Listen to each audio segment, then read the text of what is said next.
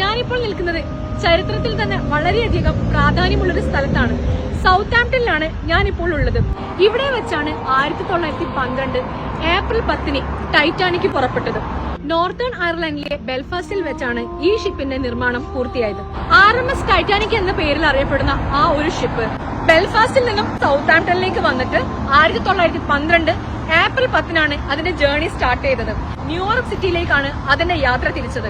1912 April 14 ആ ഒരു വലിയ ഡിസാസ്റ്റർ സംഭവിച്ചു.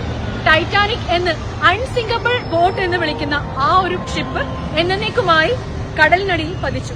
നോർത്തേൺ അയർലൻഡിലെ ബെൽഫാസ്റ്റിൽ വെച്ചാണ് ഇതിന്റെ നിർമ്മാണം പൂർത്തിയായത്. അതിനുശേഷം 1912 ഏപ്രിൽ 10 ഇവിടുത്തെ സൗത്താംപ്ടൺ പോർട്ടിൽ വെച്ച് ഇതിന്റെ യാത്ര തിരിച്ചു.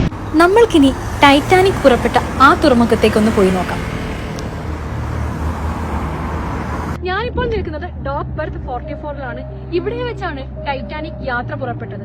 ഈ സ്ഥലമാണ് കാണുന്നത്. കപ്പലിലെ യാത്രക്കാരായിരുന്ന പലരും ഈ തുറമുഖത്തിനടുത്തുള്ളവരായിരുന്നു. അതുപോലെ കപ്പൽ ജീവനക്കാരിൽ ഭൂരിഭാഗവും ഈ പ്രദേശത്തു നിന്നുള്ളവരായിരുന്നു. ടൈറ്റാനിക് കപ്പലിന്റെ ദുരന്തം ഈ പ്രദേശത്തെ പല കുടുംബങ്ങളെയും പിന്നീട് സാരമായി ബാധിച്ചു. ടൈറ്റാനിക്കിന്റെ കൂടുതൽ മെമ്മറീസുമായി അടുത്ത വീഡിയോയിൽ വരുന്നതായിരിക്കും. സോ ഈ വീഡിയോ ഇഷ്ടമായ ലൈക്ക് ചെയ്യുക, ഷെയർ ചെയ്യുക, കമന്റ് ചെയ്യുക. പുതിയ വീഡിയോയുമായി വീണ്ടും വരുന്നതുവരെ എല്ലാവർക്കും ബൈ.